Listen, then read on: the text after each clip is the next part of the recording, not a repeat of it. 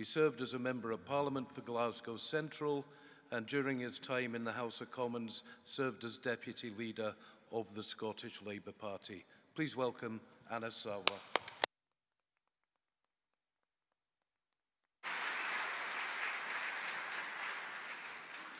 Thank you so much, Mike. It's an absolute pleasure to be here today. Can I start by thanking you for your leadership alongside Ros, of course, for the leadership you have shown for working people right across this country. And in some of the most hardest and challenging times, it has been left to your leadership and to working people to stand up and fight against two governments that I believe have failed far too many Scots over the last decade and more. So on behalf of the wider Labour family and trade union movement, a sincere thank you to you, Ros, and to you, Mike, for your leadership. I can also say it's fantastic to see Tracy on the stage as well. I heard when I first came in, people rightfully saying that we have to hold the Labour Party's feet to the fire if we do get to have a UK Labour government again. And a big part of making sure that Labour's feet are held to the fire is making sure we actually have trade unionists sitting on the benches in the House of Commons, trade unionists sitting in a Labour government, making sure we are maximising Scotland's influence and delivering change for working people here in Scotland. And one of those people will be Tracy Gilbert, who will be a phenomenal MP in Edinburgh. A big cheer for Tracy, please.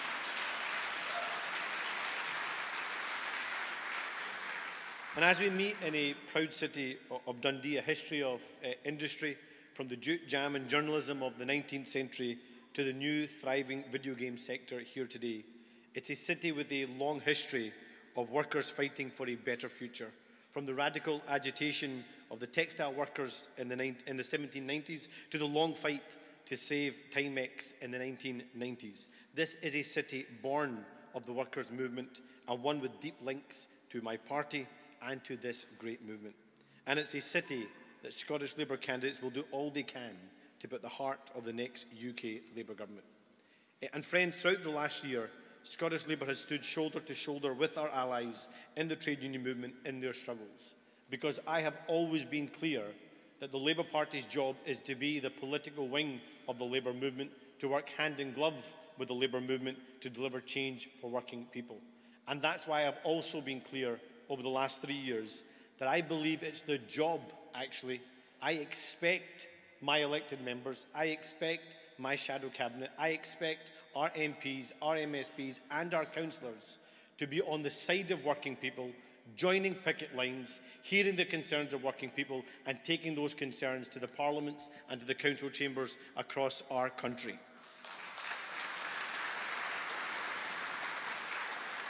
And that's why, with the STUC, we have forced the Scottish Government back to the drawing board over the National Care Service Bill that will currently do nothing for workers or for care service users.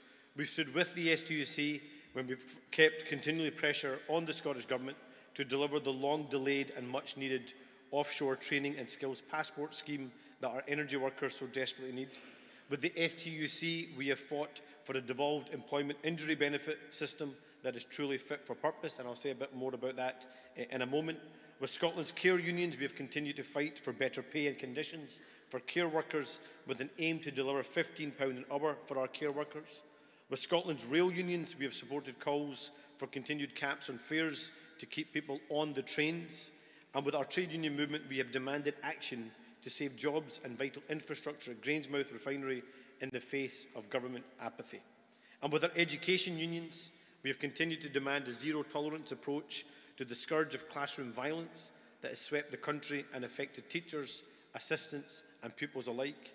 And with our trade unions, we have continued to fight to defend the terms and conditions of Scotland's council workers as brutal austerity cuts from the SNP bite, because that's what I believe the job of the Labour Party is to stand shoulder to shoulder with our wider trade union movement, to lead politically but work hand in glove with you to always make sure we're fighting for and delivering for the working people of this country. And that's a pledge I reaffirm today. My job, the Scottish Labour Party's job, is to always be on the side of working people, to always work hand in glove with our wider trade union movement, and ultimately, not just to campaign with the trade union movement, but actually deliver for working people across this country in government, both at Westminster and at Holyrood. That's what I believe our role and purpose must be. And friends, before I get into a bit more detail on some of the politics of the day, I want to take us away from Scotland and the UK for a moment and reflect upon some of the global affairs we currently see. It's been 6 months now, or just over 6 months, since the horrific attacks on the 7th of October and the largest loss of Jewish life in any single day since the Holocaust. And what we have seen on our television screens every day since has been continued death and destruction, and the loss of innocent life, vital infrastructure being attacked, aid workers losing their lives, schools destroyed, hospitals destroyed, innocent lives lost, and people who are so desperate for peace and justice have that hope and that light for peace taken away from them. And what we've seen in the last few days with the escalation to the wider region, with the attacks in Syria, as well as the drones that came from Iran, I think is a huge moment for us actually as an international community and for those that believe in the cause of justice and peace. We have to see a de-escalation in that region. We have to see every citizen being able to live with peace, freedom and security. We need an immediate ceasefire in Gaza right now.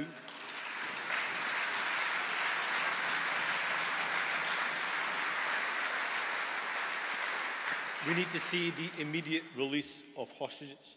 We need to see immediate access to humanitarian aid. There are literally children starving to death every single day in Gaza because of a failure to allow basic humanitarian supplies to Gaza. That must come to an end. And we have to see a pathway to a two-state solution where the people of Israel and Palestine can live with peace, freedom, security, and dignity. And friends, it's right that we call out and condemn the actions of Hamas, who are a terrorist organization who have no interest in peace. It's right that we separate Hamas from the Palestinian people, and there is no justification for the collective punishment of the Palestinian people. But we must also reflect that Benjamin Netanyahu and his far-right government have no interest in peace either. They do not believe in the two-state solution. They do not believe in delivering the peace, freedom and justice that the people of Israel and Palestine both deserve. And therefore we have to separate Netanyahu's government from the people of Israel too.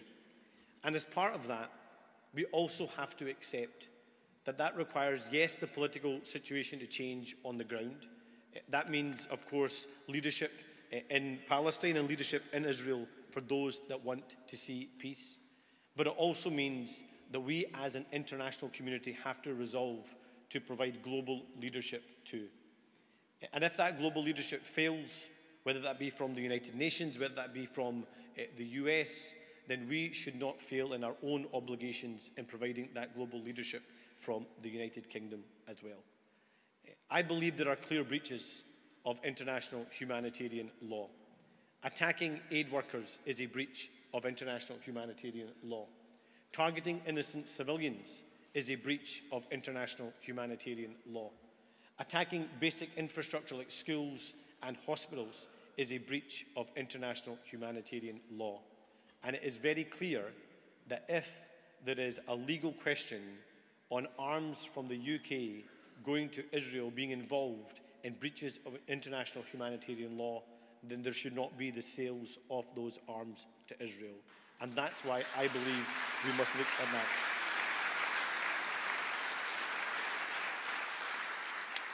And friends, we have to give global leadership, because I hope one of the things that an incoming UK Labour government will take really seriously is, of course, our obligation to create a fairer, freer, more equal world here, but also to deliver justice and peace to the people of Palestine and Israel as well.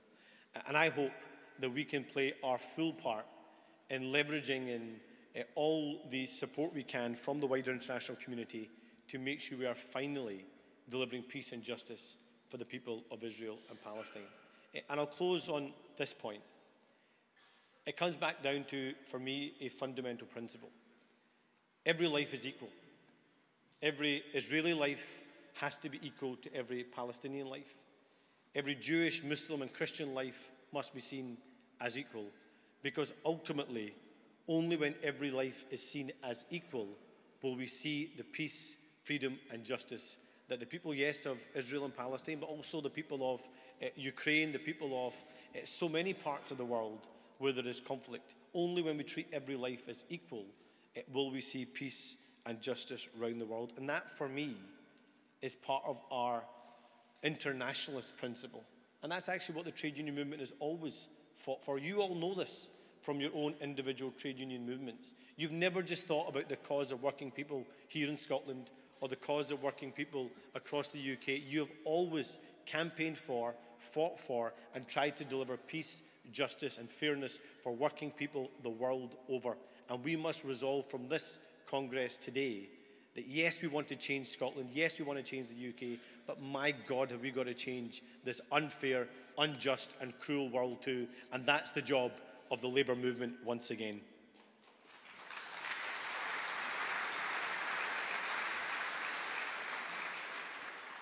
And coming back to matters here at home, in the last year we have seen the Tories plumb new depths as they desperately try to cling on to power and defer the inevitable judgment that the people of this country will pose on them.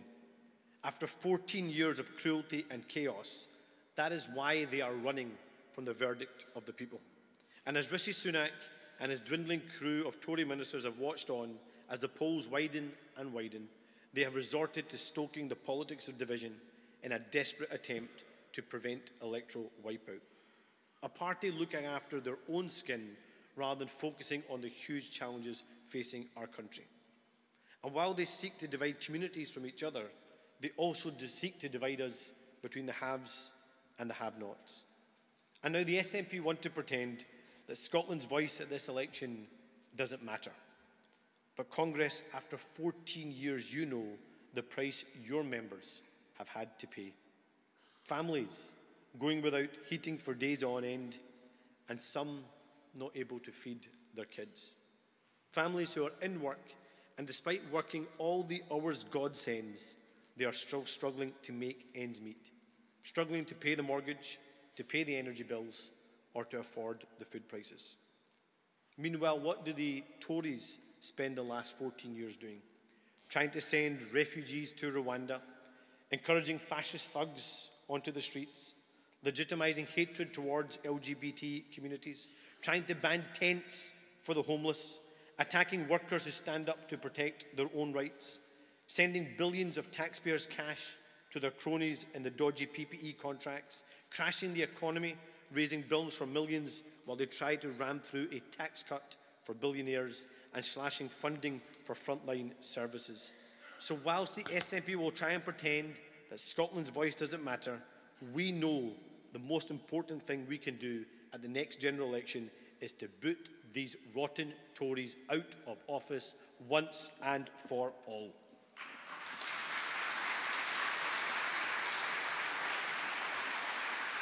And some want to pretend, they use a line of no difference. Well, let's just think about the unimaginable, unbearable nightmare of 5 more years of these Tories. I don't mean to harm the mood here, but just imagine 5 more years of Jacob Rees-Mogg, of Priti Patel, Jeremy Hunt, Liz Truss, Suella Braverman, and Rishi Sunak. Imagine 5 more years of that unbearable nightmare.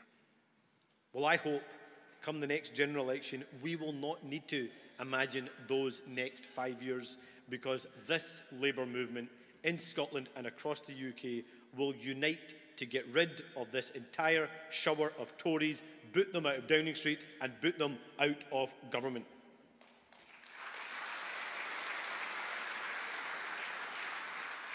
Because Congress, the people that are keeping wages down, devastating our public services and holding back our young people's potential are not coming here on the rubber dinghies. They are the people who are sitting around that cabinet table. This Tory government is whipping up every form of prejudice possible to cling on to power. All while families face financial ruin, they try to pit community against community, but they will fail. Because the people of Scotland and people across the UK are tired of the politics of division and despair, and they can see right through this Tory government. And what they all demand is change. And this is a Tory government running scared of an election, running scared of the public, and scared of democracy. Because it is time for us to deliver that change and deliver a better deal for working people across the UK, including here in Scotland. And after 17 years of SNP government, the need for change here in Scotland couldn't be clearer either. Because the SNP tried to pretend that they care about the trade union movement, they care for working people, but in fact, when it comes to supporting Scotland's workers, the SNP care more about photo opportunities than it does about making a difference. And let me give you an example from just the last few weeks. In the latest budget, a pay more, get less budget, the SNP betrayed social care workers, slashing £38 million from the Fair Work and Social Care Group. That was money meant to improve the lives of social care workers across Scotland. It was focused on improving terms and conditions, on raising pay to decent standards, but they decided to cut the fund, abandoning those workers. Just one more example of working people being asked to pay the price for the SNP's financial chaos and incompetence. And this week, the SNP will face another test at Holyrood, where my colleague Mark Griffin MSP brings forward the Scottish Employment Injuries Advisory Council Bill. This bill, developed in partnership with the STUC, is a chance to give sick and disabled workers a voice in Scotland's injury benefit system and take a step towards delivering the fairer, more compassionate social security system we were promised. On Thursday, the SNP and the Greens have a decision to make. They can join the Tories to vote down this important legislation, or they can stand with workers and back this bill. That's a challenge I pose to them directly. Because 17 years of failure and 17 years of incompetence has consequences. Almost 1 in 6 Scots are now on an NHS waiting list. Child poverty remains stubbornly high. The poverty-based attainment gap persists. Economic inactivity amongst young people is on the rise. More and more lives are needlessly being lost in the drugs death crisis. Local authorities have harsh austerity imposed on them by the SNP Green government, leading to cuts to key services. And our natural energy renewable sources is being flogged off to the foreign companies on the cheap, all while government contracts go overseas and bills rise for working Scots. But faced with the state of Scotland's public services, what does this tired SNP government decide to do? It decides to hike taxes on working Scots, nurses, electricians, train drivers, to try and pay not for additional services, but to try and cover for their own catastrophic failure to grow the economy. And to make matters worse, while the SNP backs tax rises for workers, it now bizarrely is fighting tooth and nail against a windfall tax on the enormous profits on the oil and gas giants, who are making £1 billion of profit a week, but somehow the SNP believe they can't afford to pay a little bit more tax, while working people should pay more to cover for their failures. They believe now that a nurse has, in their words, the broadest shoulders, but somehow Shell and BP don't. Because, conference, everyone in this room believes in the redistribution of wealth. But while we want to see wealth redistributed and invested from the top into the bottom, the SNP want to use workers' wealth to pay for government and corporate failure. That isn't socialism, that is cronyism. And I promise you this, the Scottish Labour Party I lead will never attempt to balance the books on the backs of working people. We will always make sure that workers don't have to pay the price for government failure. The Scottish Labour Party I lead will never put corporate interests ahead of working people, because the Scottish Labour Party I lead will always be on the side of working people. And conference, the fact is that both the Tories and the SNP are the parties of the past. They're out of ideas, they're out of steam, and they're out of time. They're both holding Scotland back and telling you that this is somehow as good as it gets, and all we can ever aspire to is manage decline. But I believe change is possible. I believe change is coming, and that change comes in part in the election of a UK Labour government. And the election of that UK Labour government will mean the greatest transfer of wealth and power into the hands of working people and their families with Labour's New Deal for working people. Our New Deal, designed hand in hand with our trade union colleagues and led by our fantastic Deputy Leader UK-wide, Angela Rayner, will fundamentally rewrite the rules of work for millions of workers. We will finally scrap exploitative zero-hour contracts, delivering security in work for millions of workers across the UK and hundreds of thousands of workers here in Scotland who are shamefully having to pay the price for zero-hour capital of Britain under both the SNP and the Tories. We will end the scandal of fire and rehire. Just remember the scandal of P&O ferries, where those workers stood by that company in the darkest of times during the COVID period, came out of the pandemic and were ordered off of those boats and went through a fire and rehire scheme. We will get rid of fire and rehire once and for all and take this disgraceful practice and that of rogue employers head on. And we will abolish the Tories' shameful anti-trade union laws, anti-strike laws too. 40 years on from the miners' strike, we will consign Tory anti-trade unionism into the dustbin of history. And we will end the scourge of in-work poverty with a genuine living wage that is extended to all adults. And we will expand access to sick pay for the lowest paid workers. And we will make this and parental leave and protection from unfair dismissal rights from day one. Labour's New Deal for working people, opposed by the Tories at Westminster and sadly by the SNP at Holyrood too. But I hope soon to be supported and implemented by the people of the UK. That's a transformative change in itself, but that's not the only change that a Labour government offers. We will tackle the excess profits of the oil and gas giants who are ignoring the challenges faced by oil and gas workers, and we will instead use that money to invest in the infrastructure for the future. Because both our governments have been posted missing while hundreds of jobs are under threat at Grangemouth. Now, who here remembers that great promise that Alex Salmond made, that Nicola Sturgeon made, that the SNP made, that Scotland was going to be the Saudi Arabia of renewable energy, but all we got was an industrial desert. That's why the SNP has still not sorted the ongoing debacle over the offshore training and skills passport, and it shows you how out of touch they are. But 40 years on since the miners' strike, we have still got lessons to learn. I don't need to tell anyone here about what the fight for the coal workers and the communities, why it was so important, but also the devastating legacy it had for communities, actually for generations. That's a fight for working people that sadly we lost, but it's not a fight for working people we can afford to lose again. Because we can't make the same mistakes with the oil and gas industry as Margaret Thatcher did with the coal industry, destroying jobs, communities and livelihoods. And that's why we will stand shoulder to shoulder with the workers and work with them to deliver a genuinely just transition. I'm proud that the Scottish Labour Party led the fight for the pardon for the wrongly arrested and convicted miners in the Scottish Parliament. I pay tribute in particular to my colleague and friend Richard Leonard, MSP, who continues to fight for compensation for the miners as part of that pardon scheme. But that justice and that compensation can't come soon enough.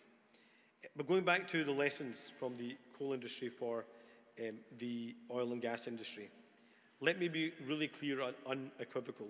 We cannot and we will not walk away from workers during the transition to net zero. Because just as Thatcher and her hard right ministers went to war with Scotland's workers in 1984, so today is Rishi Sunak and his ministers putting the profits of billionaires before working people. But it doesn't have to be this way. Workers are at the heart of our transformative green prosperity plan that is about creating more jobs, not less jobs, cutting bills, not increasing bills, and providing greater energy security, not over-reliance on despotic regimes like Russia. And that will all be delivered and backed up by GB Energy, a publicly owned energy generation company that will be based here in Scotland, bringing the jobs, opportunities and the industries of the future to Scotland, unleashing our vast potential as a world leader in clean energy. So GB Energy will be tasked with driving down bills, delivering that energy security and creating thousands of new well-paid jobs. I also want to touch upon how we get more money into our National Health Service. As our Shadow Chancellor Rachel Reeves announced last week, Labour will deliver £134 million every year to Scotland's NHS to help bring down NHS waiting lists by cracking down on tax evasion by the wealthy. No longer will the wealthy get away with evading tax through exploiting loopholes. With Labour, they will pay their fair share. And a key part of that will be a COVID corruption commissioner, so we actually get that money back and put it back into the service of working people, not into the friends of the Conservative Party.